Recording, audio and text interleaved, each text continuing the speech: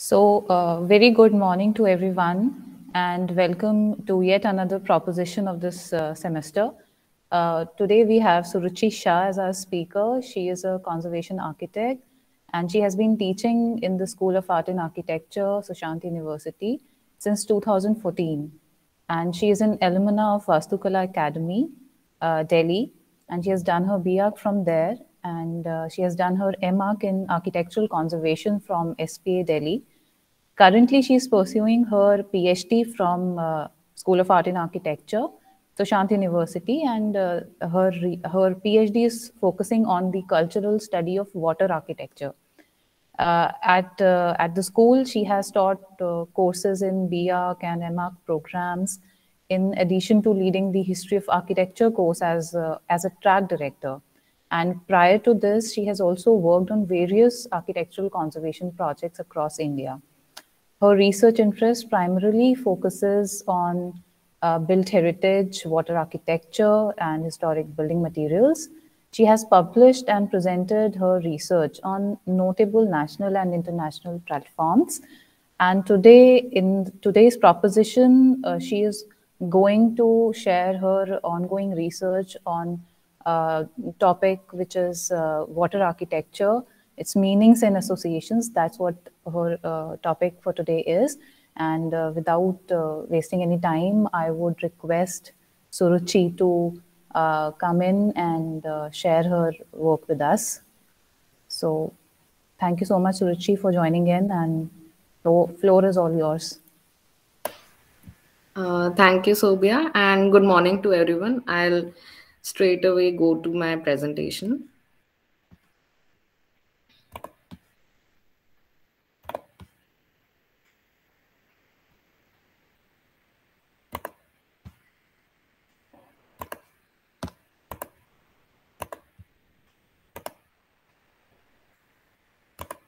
I hope you can see the screen.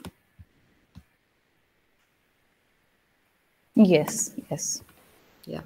So as Sobia introduced, I'm going to talk about water architecture, meanings and associations. And as she has already mentioned that this is basically, this presentation is culled out of various thoughts and questions and research that are a part of my PhD study focusing on cultural study of water architecture of Delhi. And this is under the supervision of Dr. Vibhuti Sachdev, and she has been a huge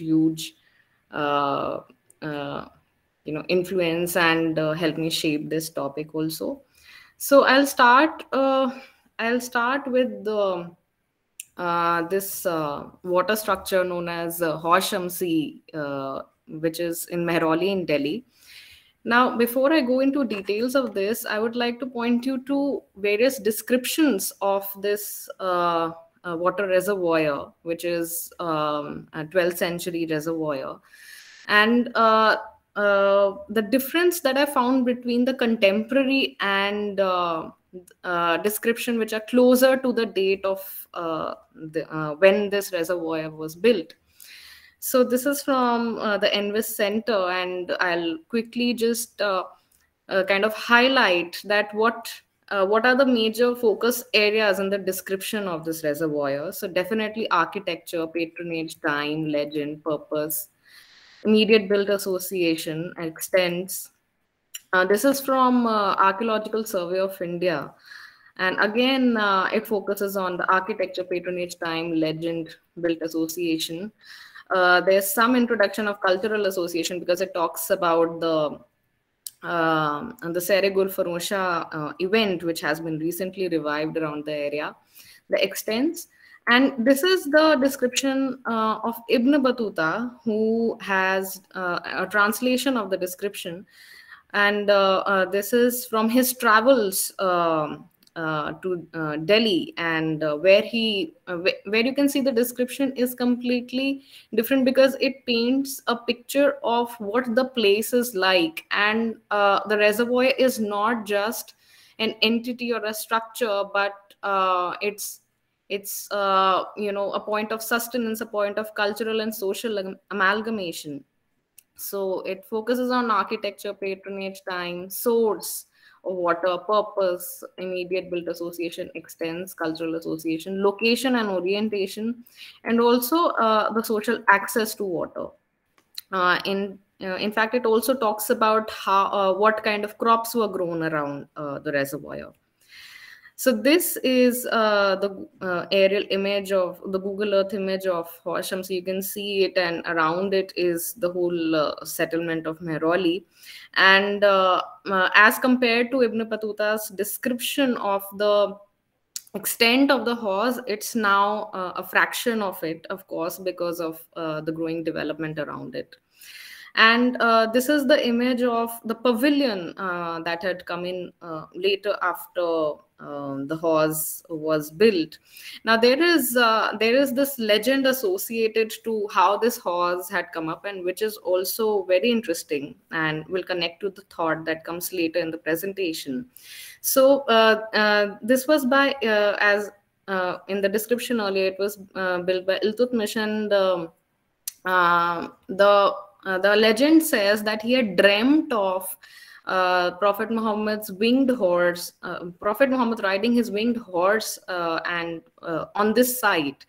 And then when he came to this site next day with Qutubuddin Bakhtiyar Kaki, who was the prominent Sufi saint of that time, and his dargah is also in vicinity to this horse. So apparently he saw the hoof print of the winged horse or the burak, and this is where then he decided that the water reservoir should be. Now if one talks about what kind of topography and ecology it is, then this is right on on the foothills of the Aravali Ridge, where there are various sort of perennial streams that are tributaries to Yamuna, and this in a way was tapping the water source from that. There's another interesting finding that I got when I was reading about the geology of Delhi from Geological Survey of India's report, that since the Aravali Ridge here has quartzitic formation, quartzitic ridge formation, so this is also the point where the rainwater, or the stream water, or the surface water is the purest, because it gets trapped in the bedrock of the Aravali, as opposed to when you go further to the lower lying areas towards Yamuna floodplain, there the water tends to be brackish. So that could also be possible reason for most of the cities coming around the south or the south central ridge in the earlier part, and the extensions happen later on when canals were brought in by Firoz Shah, and later on revived by Shah Jahan in the Mughal period. So I came across this very interesting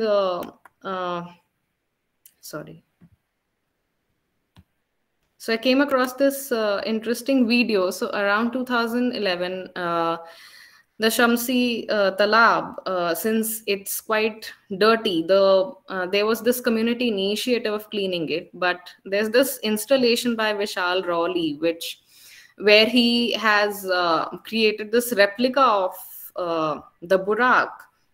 And it was an interactive sort of an installation where you could call on the phone and you could talk, and once you're talking, then the installation gets illuminated.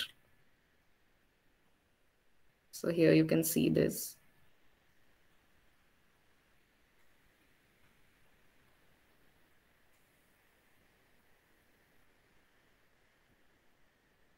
So again, it was interesting to note that how there is this idea of going back to a cultural link in this whole method of creating awareness about the place, because usually right now the demography of the residences around consists of people who have been living in the area for long, but also many of them are now migrants or tenants in the place and don't really know about the history of the place.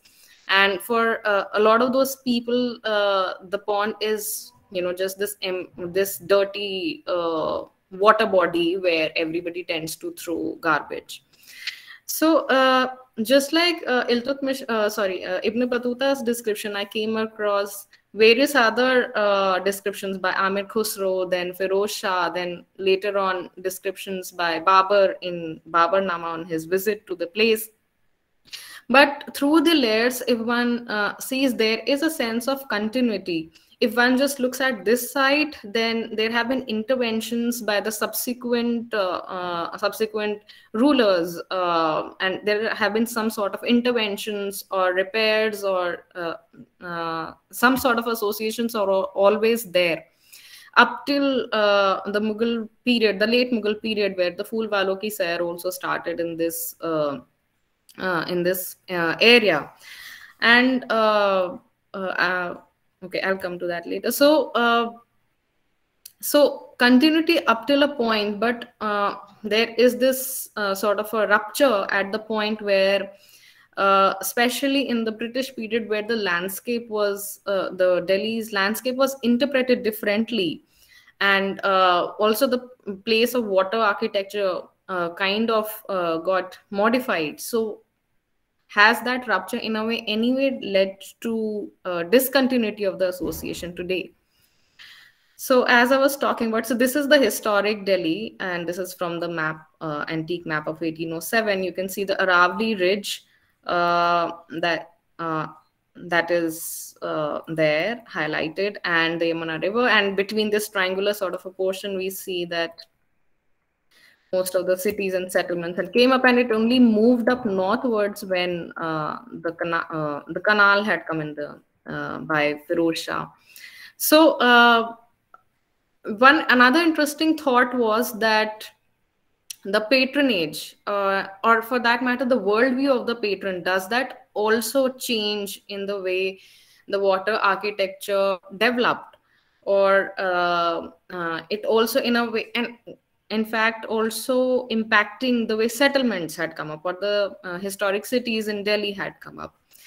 Also this idea of memory, because I very distinctly remember this description in Babarnama, where as we all know that Babur wasn't so impressed with the landscape of the Indian cities and villages, because he found them very homogeneous, and especially his most of the structures, water structures here, had, according to him, standing water and not moving water. And that then we kind of know how the interventions of gardens and water channels came in Agra, and then later in Delhi as well.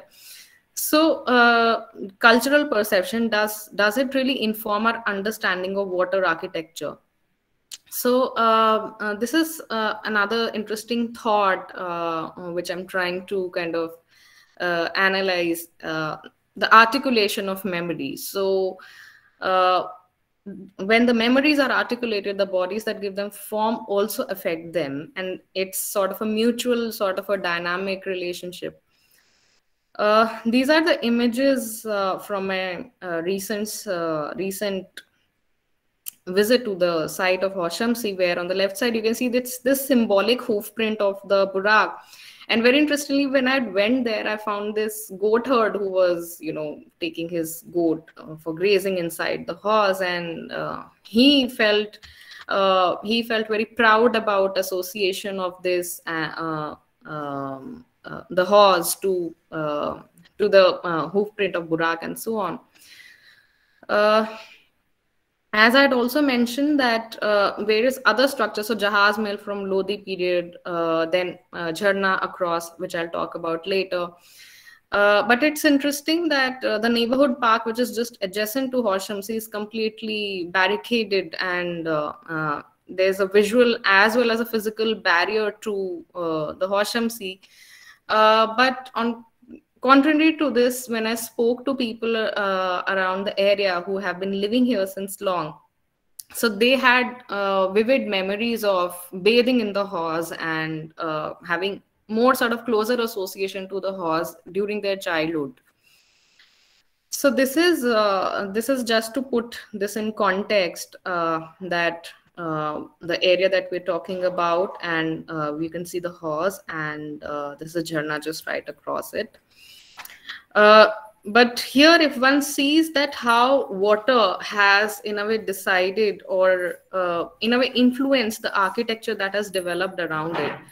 So this also brings in this idea if whether the whole is greater than the parts, because we tend to look at all of these, uh, be it the water structure, be it the other structures around in isolation, but do we see some sort of a larger picture here?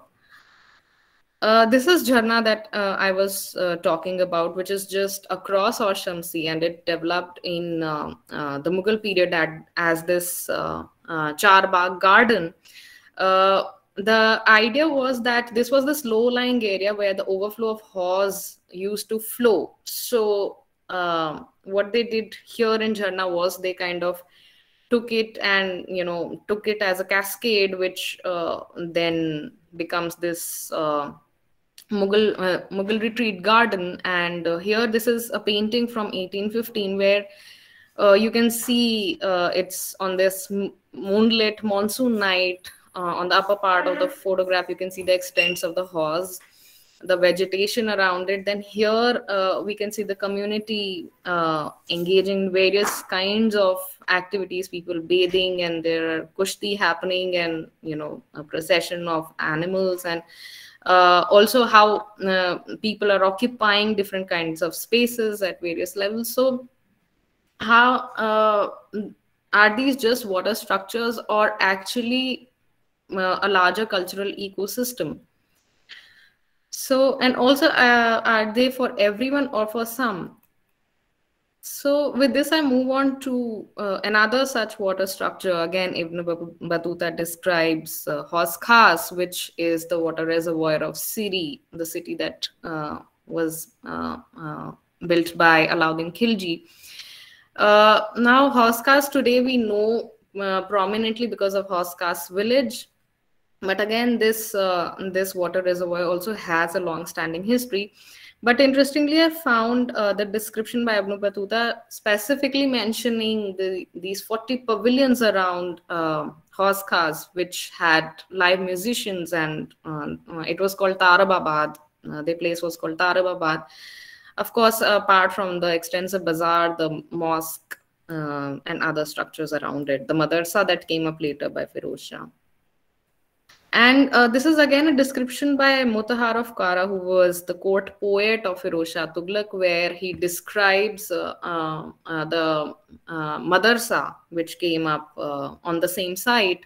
Now, again, this is again a site where one sees a continuity or interventions of layers, in the subsequent periods of history by the subsequent rulers. And again, he talks about this lush green courtyard and describes the foliage and the birds and the fruit produce and so on. And this is the image of the Hauz Khas Madrasa from the water body. Now, interestingly, when I'd first been to Hauz Khas somewhere in early 2000s during my B.Arch study, was when I stumbled upon it after going through Deer Park and then looking at this water body and then the structure behind it. And since that was also the time when smartphone was not the norm, so we tend to discover places. Whereas the usual sort of entries from the Hauz Khas village, which comes from the back. Now, Anthony Welch's description here highlights the stairs from the Hauz that go to the madrasa, as has been pointed out here, and similarly another set of stairs that goes to the mosque here. Now, it's a very interesting point that he has tried to kind of compare it. So Firoz Shah Tughlaq's architecture is also known for his syncretic architectural vocabulary of the Hindu architecture that predates the Sultanate architecture, and so on. So there's this description that says that how these steps to water in a way also signify the steps, the ghat steps to the river. So this sort of an association, this sort of an imagery really brings in this idea of the regional influences that can be seen uh, in architecture around water. So this is another image, and again reiterating my points that here how water is symbolic of sustenance, cultural allegiance, and syncretism in architectural vocabulary. Now this is another interesting structure, Nizamuddin Bali, and again built in 1300s. Now the legend here again is that while Nizamuddin Aulia was getting this Bauli constructed, parallelly Ghiyasuddin Tughlaq was getting his fort built, the Tughlaqabad fort, and he had specially made sure that none of the workers built anywhere else but worked just on building his fort. But those workers used to work on building this Bauli during the night, because they had this reverence for the saint. And once the emperor came to know about it, he wasn't happy about it, but the saint then cursed him that your reign will not last longer, and which is also the legend that why the city of Tughlaqabad did not flourish. Now apart from that, I came across various sort of descriptions, various translations of Nizamuddin Aulia's conversations, where he has given quotations of various stories or folklores emphasizing the meaning of water more than just as a resource, and it being sacred, and somehow the idea of providing water being a very important act that a person should strive towards. So these are some this image is from 1802, Daniel's Oriental Scenery, then from 1858, photograph from 1880, and recent photograph post the conservation works around the Baoli by AKTC. Now, these are some water structures that I started with, and which kind of drove me back to the question that how do we perceive these water structures today?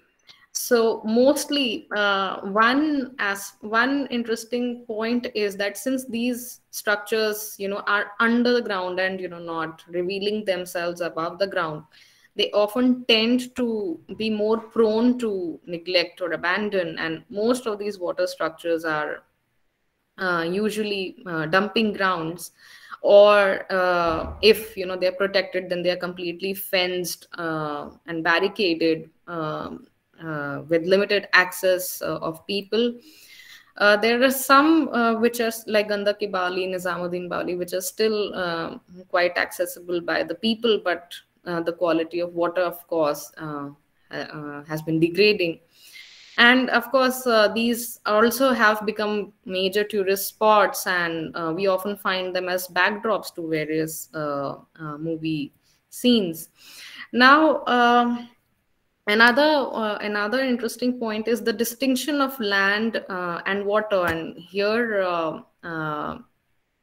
how land, the predominance of land has also changed, altered our perception towards water as something that needs to, quoting Dilip Kuna's and Anuradha Mathur's work, as providing to the land. So that in a way has also shifted the way we look at water.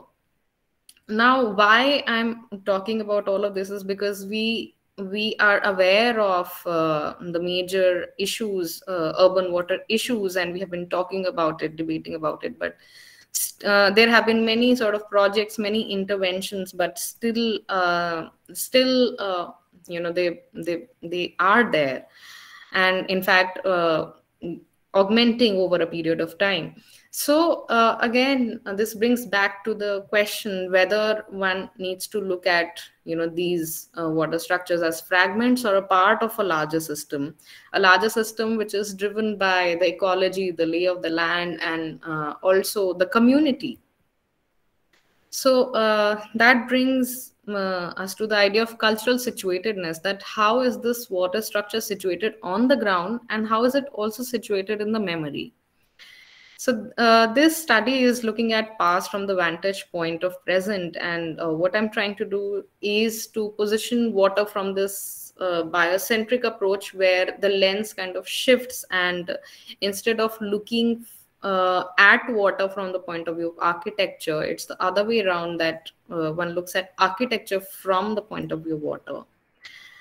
So water also we also kind of know that water is, you know, H2O, and it's colorless and odorless, but usually that is not true. And very interestingly, I came across this description that how in Nizamuddin Bali that I had shown earlier, it's supposed to have curative properties, and people, you know, still go there if they have any sort of physical ailments or anything. But the people who have been living there for longer, they say that, you know, it kind of worked with a system of other such wells in the vicinity. And there used to be people who would, you know, carry water from those wells and would go and sell it to the people. And the taste of water of each well was completely different from the other, which people could recognize once they tasted it, and, you know, they could, you know, choose that, you know, they want the water of this particular well. And another thing is, people believe that the different wells have different properties to heal or to cure. So which and you know, we kind of know that water tastes different, for that matter, from Delhi to Gurgaon. I have experienced that. So this notion of water as H2O versus, you know, water as a carrier of traditional knowledge, as you know, a source of sustenance, and also a very strong cultural resource, is something this sort of a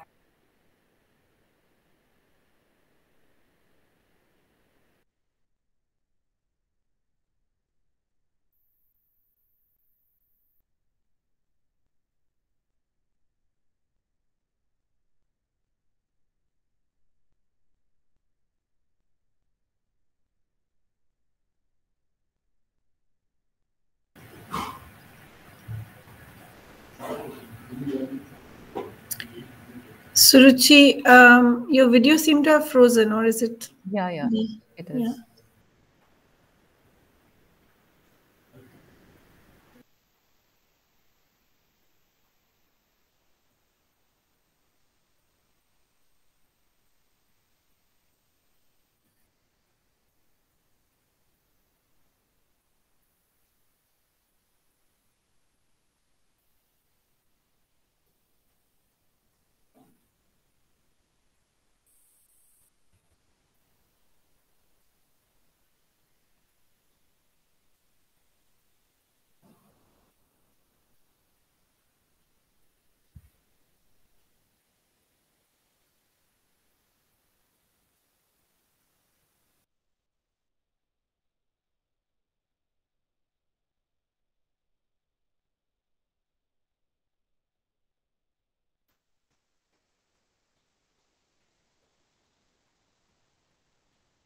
Sorry for the interruption. Suruchi will be rejoining. There's some internet issue.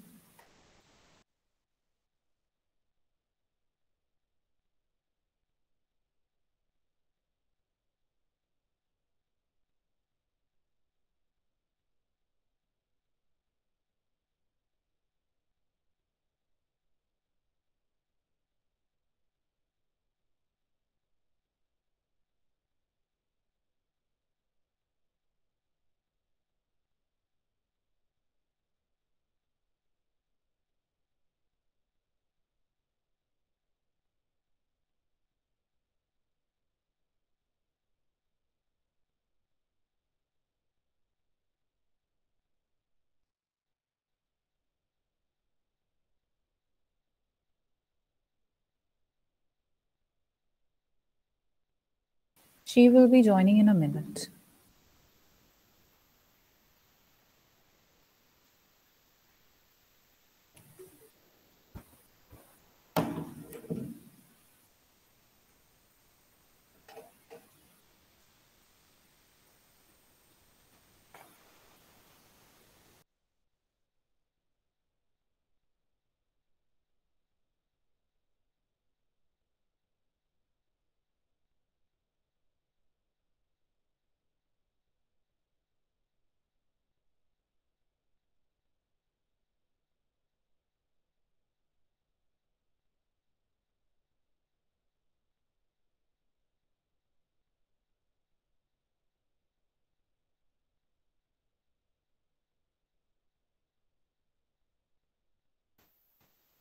You're on mute, Suruchi.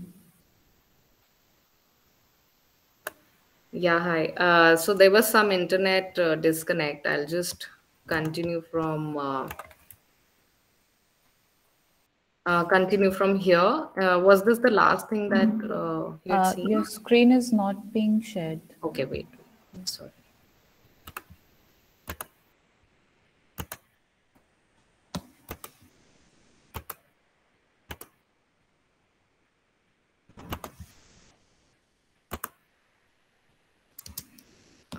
Can you see the presentation? Yes. Yeah, so I guess this was the last thing that you had seen while I was talking. Yeah. Yeah. So I was coming here with this idea that how we know as water as H2O, which is supposed to be colorless and odorless, but which is not really the case because water tends to change across region. And this is also that something that I came across in one of the stories about these various wells around Nizamuddin Bali. Now Nizamuddin Bali is supposed the water of Nizamuddin Bali people believe has curative properties, and they still use the water from there when needed. But people who've been living there for long talk about how there were these other wells in the vicinity, and each well had water which would cure a certain property of certain associated property. And the taste of the water of each well was also completely different, and people could tell that this water belongs from this particular well. So this notion of water as H2O, as opposed to a carrier of traditional knowledge and a source of sustenance and a strong cultural resource, is something that I am studying. Here the idea is to look at meaning of water beyond H2O, the nature of water, the embedded meaning in water, the worldview of the community, the cultural perception, understanding context through water, and re-looking at current issues through this lens. So my proposition here is that how water holds the architecture around it instead of architecture holding water. And this can help us have a better understanding of interconnectedness of the water structures, the cultural attributes, the speciality and associations over time. So here in this study, the lens is completely shifting, where water is now the protagonist, and everything is being viewed from that perspective. So we look at space, time, and culture from the lens of water. And I would kind of like to conclude with this idea that I'm trying to integrate that how cultural practice and cultural production are not simply derived from an otherwise constituted social order, but are themselves major elements in its constitution.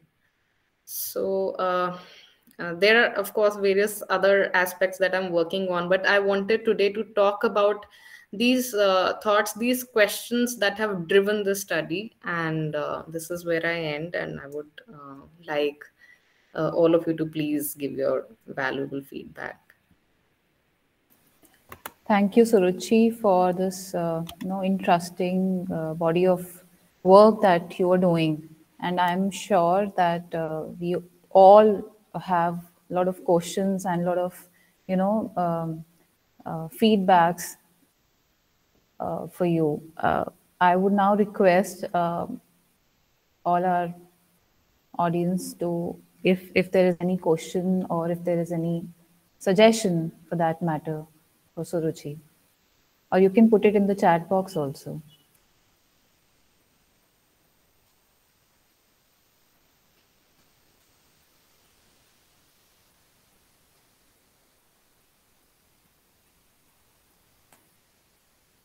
Meanwhile, people collect their thoughts and come up with their observations.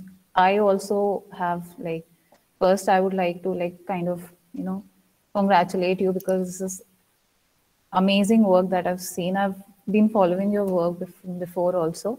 I think water is something that we kind of are ignoring these days, and the thought has shifted. What you're trying to kind of emphasize on, that water should be the lens. And that have been the case. If we look back in history, if we go back in time, we used to think about, I mean, not just think about that, there was a source which people acknowledged. Water has a source. But now that has kind of diminished, just a part of a resource, part of our physical infrastructure that one has to provide, but nobody knows from where it is coming from.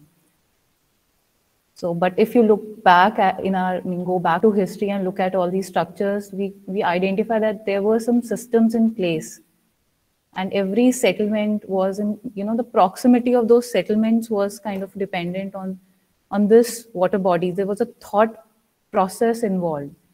So now there's first we have a settlement, and then we think about how to provide for the people. So for me, it's like, you know, what do I Yeah, in say? fact, during the course of study, I was initially I was looking at a lot of things around water architecture before I kind of narrowed down the scope.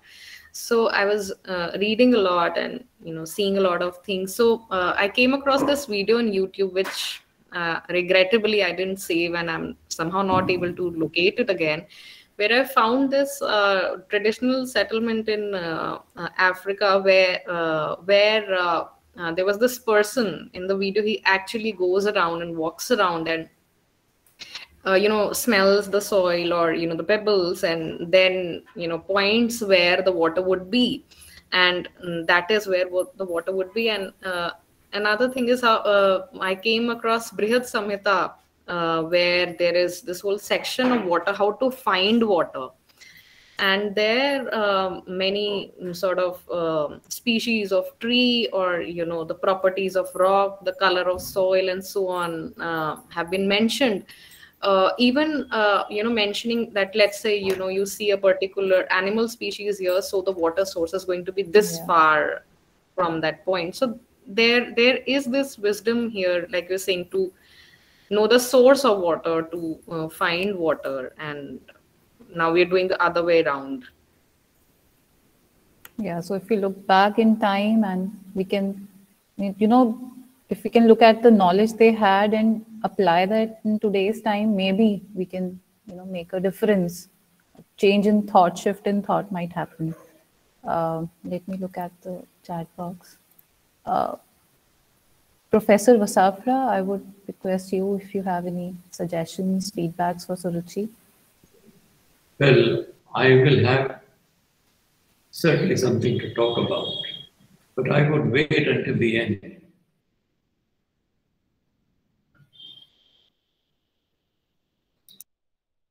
Okay, sir. Himanshu, sir, there's a question.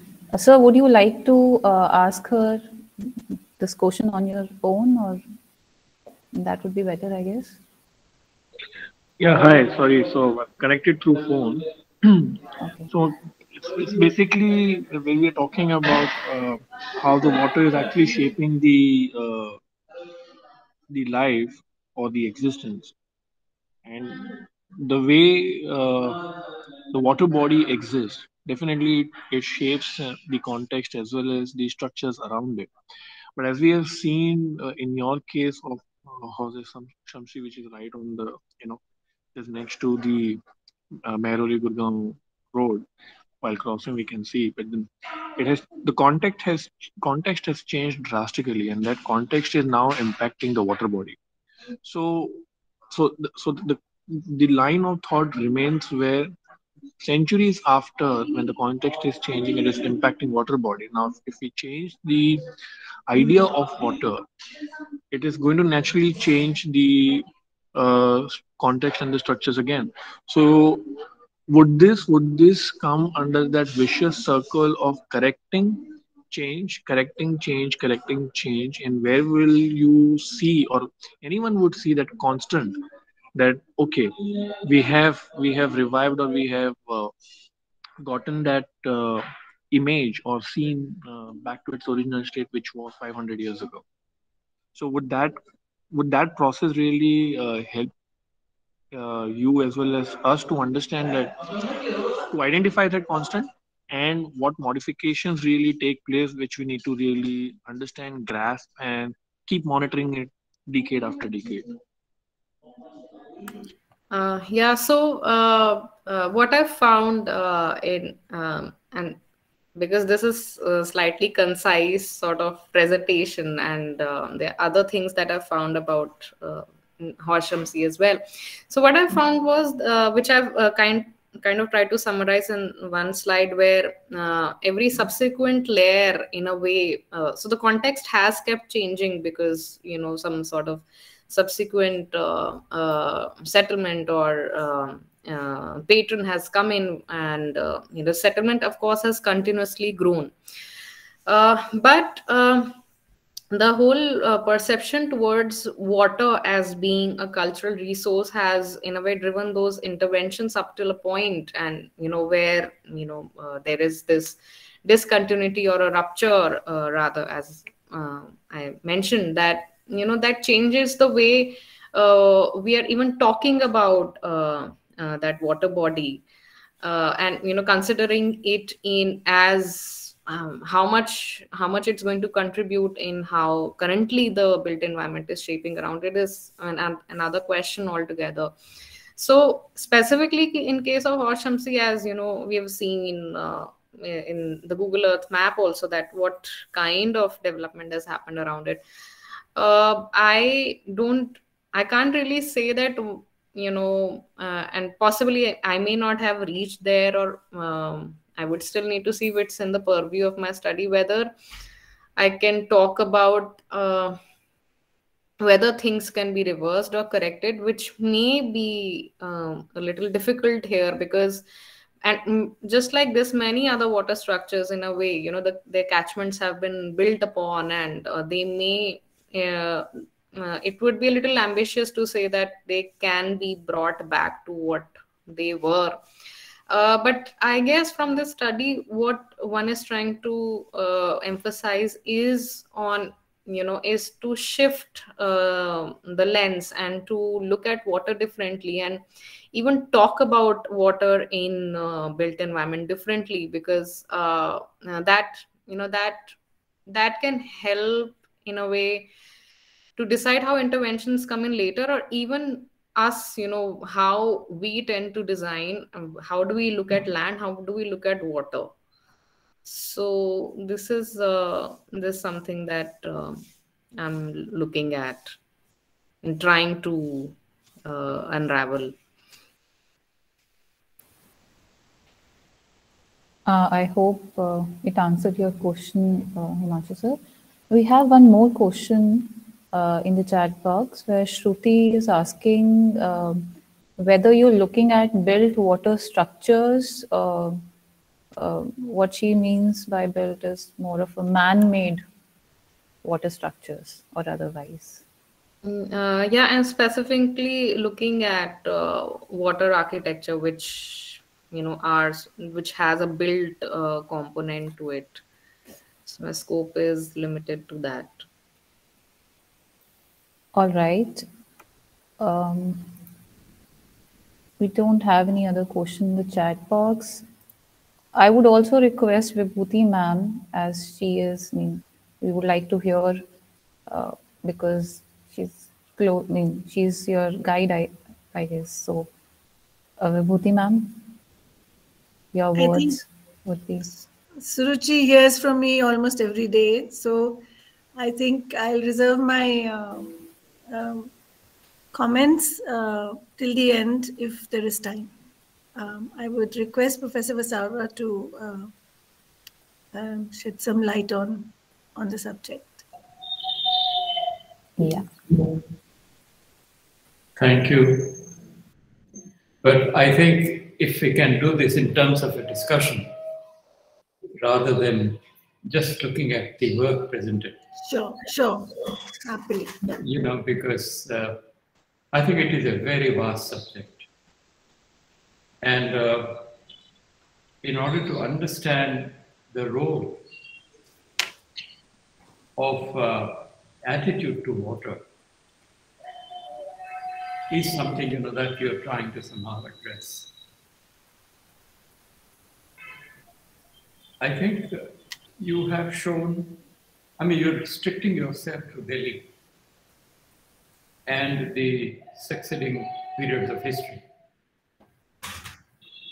Two things very clearly come out. These two lakes that you were showing is one, which is a kind of community resource for the entire town. And the other is the water structures that you're showing. I personally feel, first and foremost, water is life. I mean, without water, there was no life. So that is the sustenance that you mentioned in that your H2O slide, you know. Now, sustenance is fine. When it comes to sustenance, we take water for granted, always.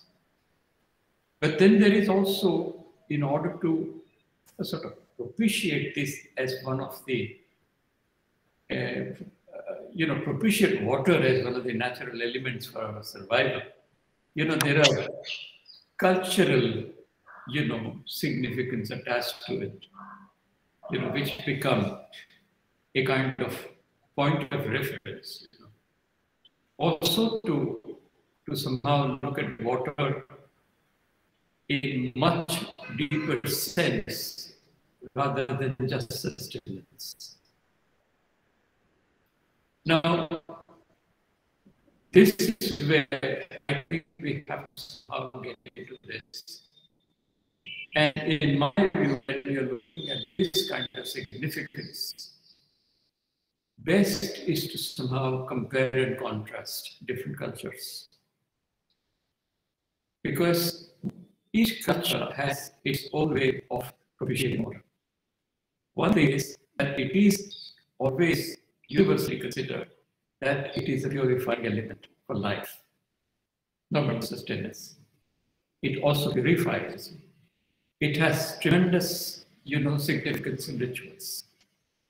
So how do you somehow, when you're talking of culture, how do you get to this through a structure of study, which really helps you to understand this, and not just one culture or one context, but examining cross-cultural contexts, because I think when you talk of cultural significance, the best way to understand for us is to compare and contrast, because that is how you bring out the value.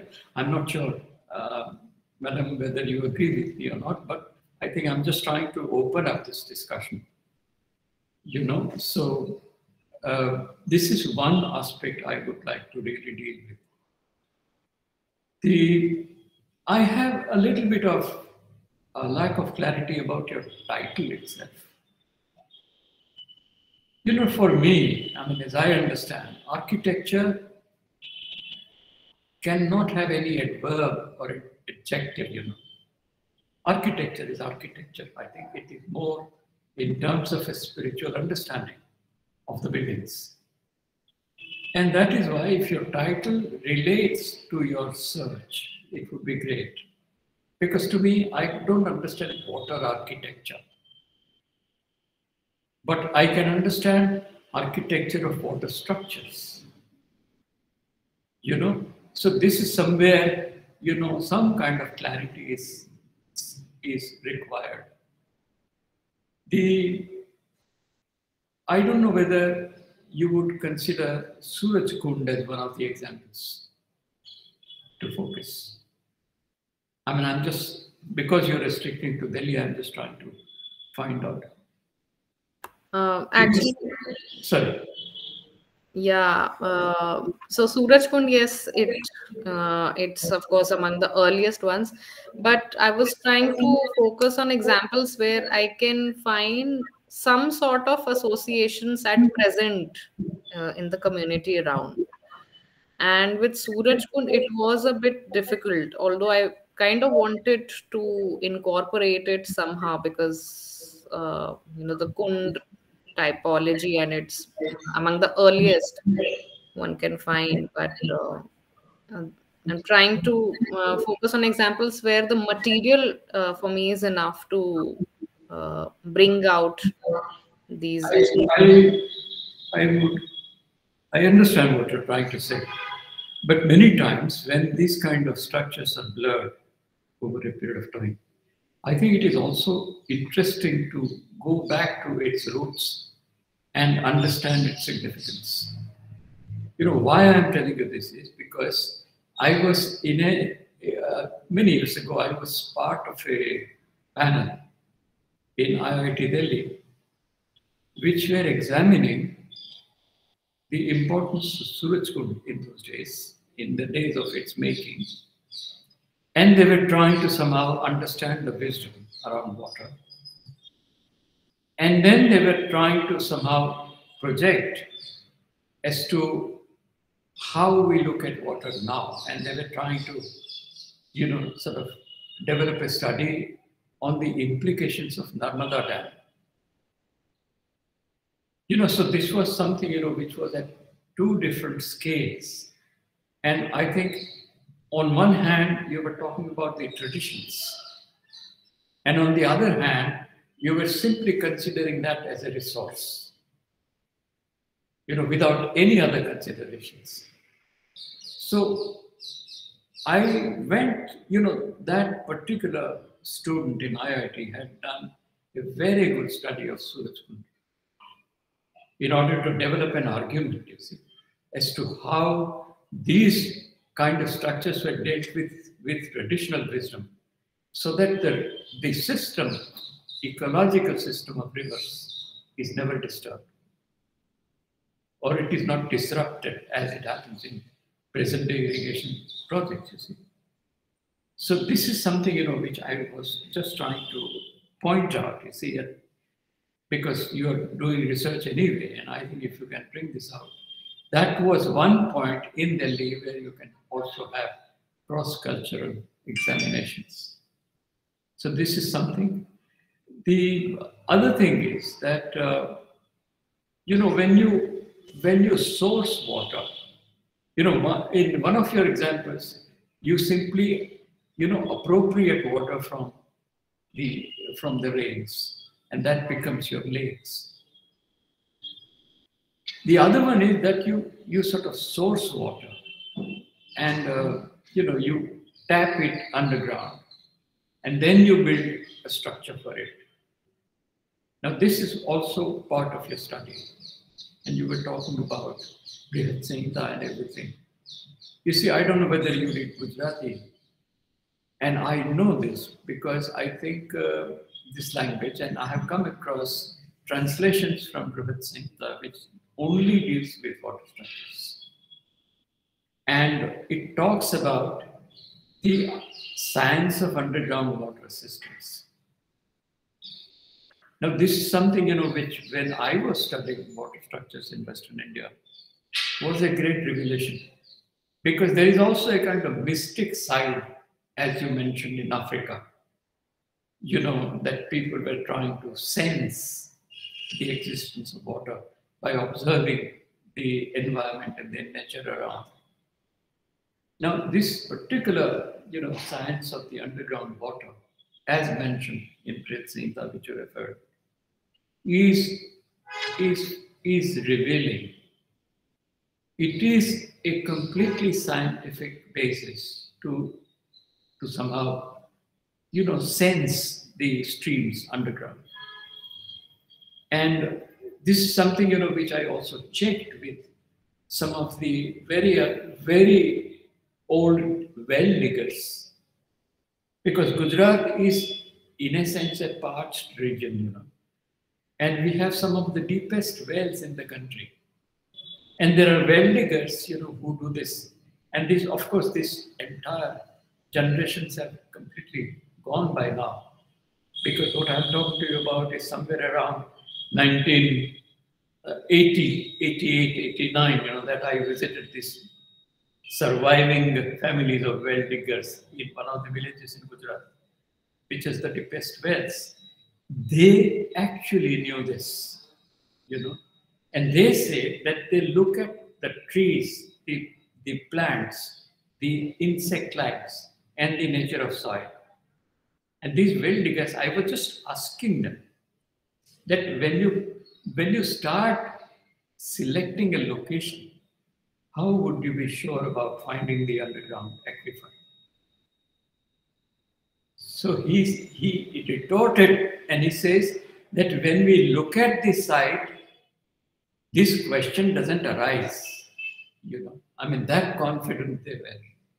And they were actually angry, you know, because they thought I was offending them, you know. And they became angry with me. They said, how can you say that when we say there is water, there may not be water? So this is the kind of, and they really knew this kind of traditional wisdom. So all these myths about the copper, you know, water diviner and all that, you know, are sometimes, you know, I mean, maybe partly they are also, you know, in know of it, but I think most of the time there has always been a very strong scientific basis to this. So this is something, you know, which I would like to somehow discuss. I mean, I have nothing, I just want to discuss with you and perhaps with Madam, because I think you would know much better about these things. And maybe this kind of discussion can help you.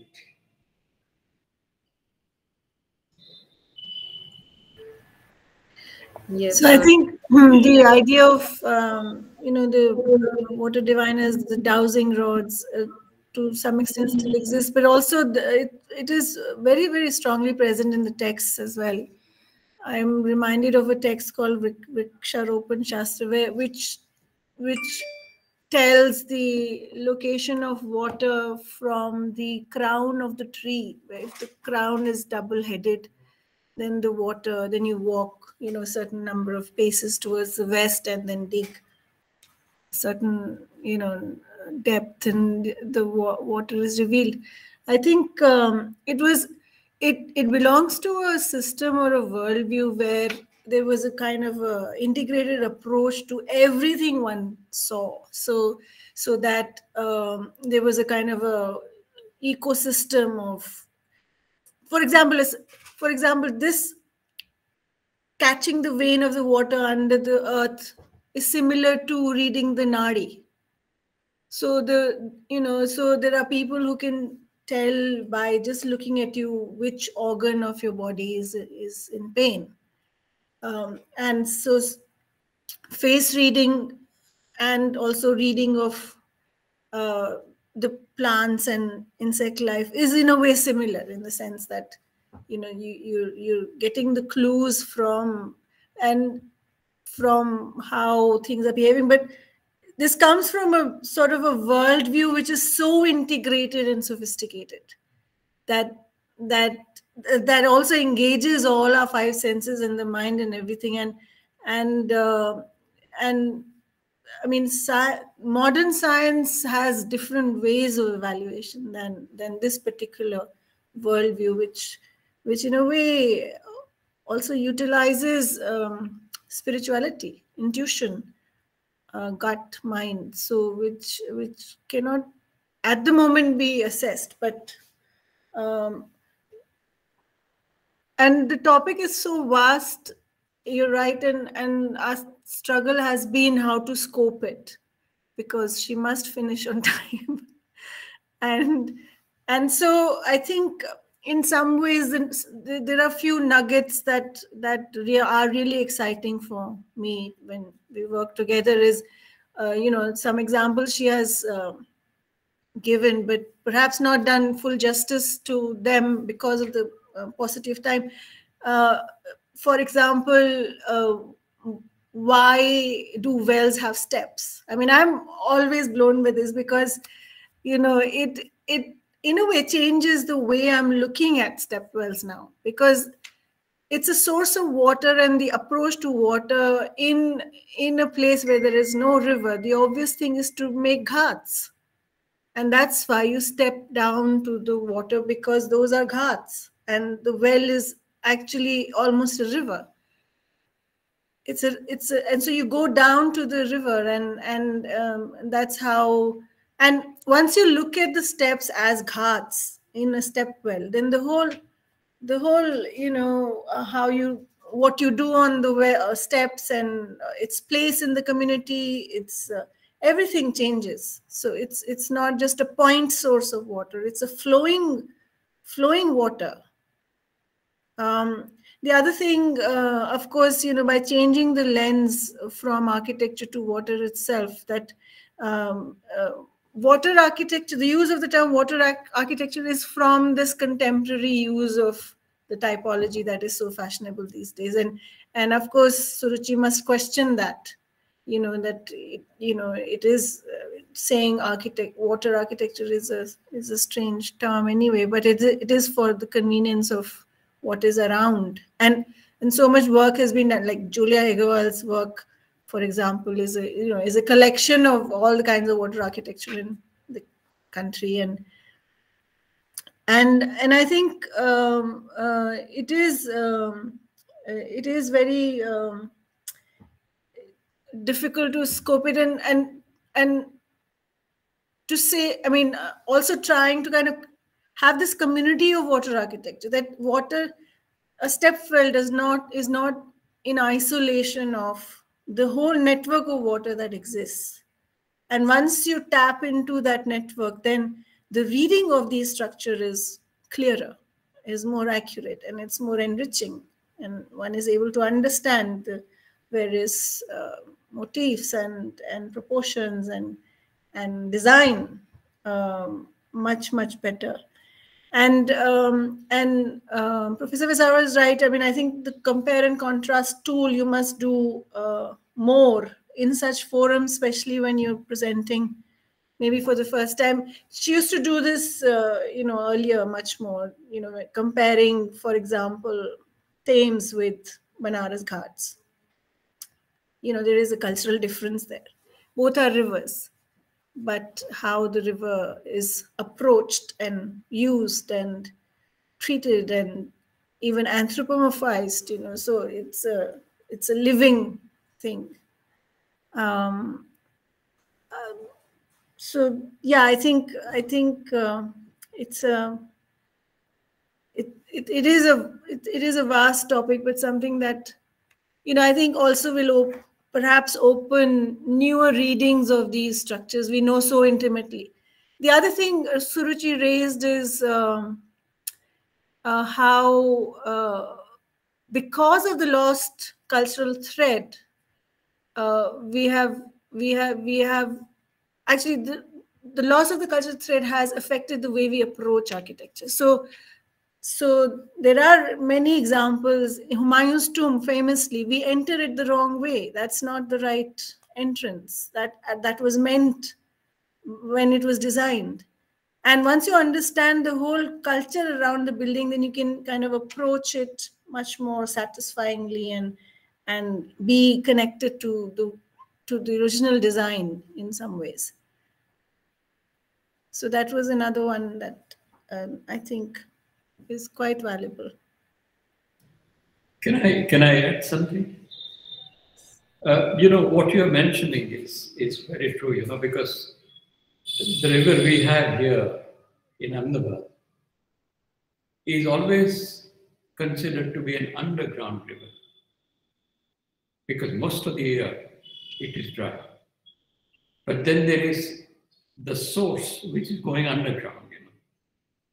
So this is something, which we certainly understand. And if we had mapped in Western India these step wells, which are dug in various places.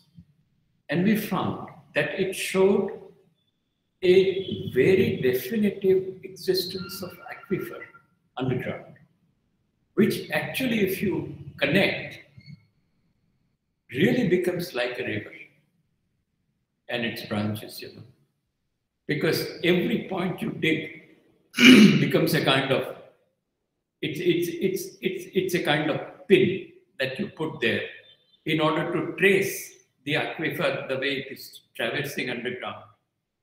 So this idea is always there. You see that there are rivers below which we discover, and then yes, as you say, a well is also part of a river. So that is true. The other thing is that in some of the wells, some of the step wells here, there are two streams, that they always tap.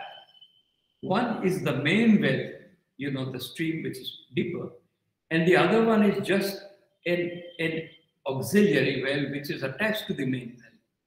But that is higher, but it still has a kind of stream underneath. But when the main well gets filled up, the water also gushes into the auxiliary well which is in front of it. So everybody doesn't have to go to the deepest well to fetch water. These steps, yes, I mean that is something which is obviously a notion of God, but that is the approach.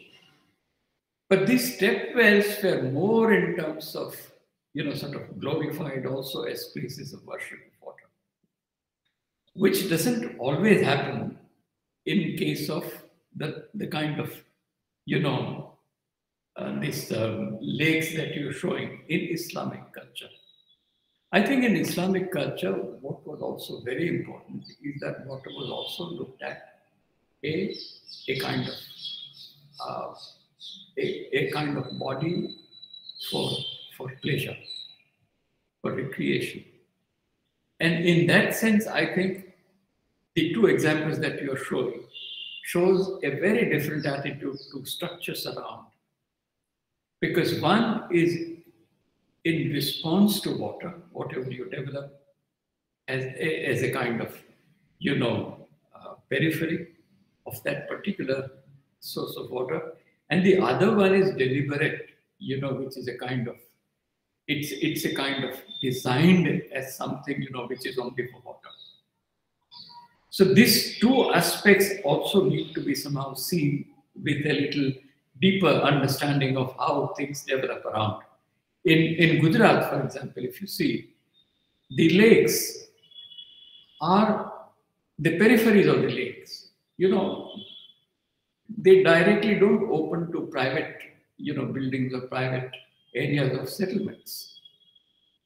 They also have a kind of very strong religious connotation. And the periphery of lake, like Sahasraling in Pata, which is only about a few hundred meters away from the Queen Step Well in Pata. Or there are several other examples of towns in Gujarat and Saurashtra where the lakes were built essentially to get the soil to build the villages and towns. But then later on, the lake's peripheries were developed as continuous places of worship. That's why Sahasraling, we have a lake in Viramgam, which is also exactly similar. I mean, the entire periphery is full of temples, to also suggest that water is also a source to worship for life, So there is nothing else. But if you see, for example, Sarkhej here. Now Sarkhej, the entire tank was constructed around which the palace was built. I mean, obviously on one side of it, there was also a mosque, which was for, the community. It also has tombs, and it also had pleasure gardens, of the relics of which we had found sometime in 1980, So there are these two different types of approaches, which when you are discussing culture has to be somehow brought out. And also if you see the structures, the water structures in Delhi that you have shown, in a sense, they're totally different from water structures that you would see in, for example, Gujarat, built by Solanki rulers. So the entire treatment of the structure was also very different. So this is, where do you really, get to discuss the cultural significance is something, which has to be your point of focus and how to bring out, And that is where I feel that you may not get into detailed studies of these structures, but I think at least the exuberance, that you see in one and purely utilitarian, the one you see in the other, is something, which is noteworthy. And wherever, I think you also mentioned about the quality of water, the curative sort of quality of water. So these kind of structures are always confined. We have many of them here in Saurashtra region, also in South Gujarat region, where the soil is extremely rich with many other, sort of other sort of, chemicals or salts or, even sulfur. So these regions have these kind of water structures which are very easily accessible by people, because I think people come for that particular reason. So there are so many things, in this subject, and I think, as Madam is saying, I think you have to be very specific, and maybe out of, one very carefully selected example, you could actually, reveal the entire worldview, as she suggests here. It is like seeing the world out of a dewdrop, So I think what you carefully select is also going to be a very important, effort on your side. I mean, this subject is endless. One can go on discussing. So I would just open up, for you to get into this. Yes, sir, definitely I'll look into this, and there's some very interesting food for thought, like you're talking about, revealing it from one carefully selected example. So that is, and the point of compare and contrast, I think, yes, that also kind of brings it out more discernibly. So, My experience is, we surveyed for 2 years the entire Western Indian region, and then we focused on one step well, which has turned into a book. I mean, because it was impossible, to get out of it, and we are still not out of it. Because I think there are questions and questions and questions, and as we get into it, every time afresh, I think we find something different. So this is something, which also will depend on the careful selection of a particular example. But certain terminological, care you must really take, so that the terminology itself expresses your intentions very clearly. Thank you. I will stop here. thank you, sir. Sir and Vibhuti ma'am and Suruchi for your lovely presentation, and Professor Vasavra and Vibhuti ma'am for their valuable inputs, and all our audience, our faculty members for raising some questions for Suruchi. We will kind of end today's proposition here, and in 2 weeks from today, we will meet again with another proposition. So thank you so much for joining us today. Thank you, sir. Thank you. Thank you.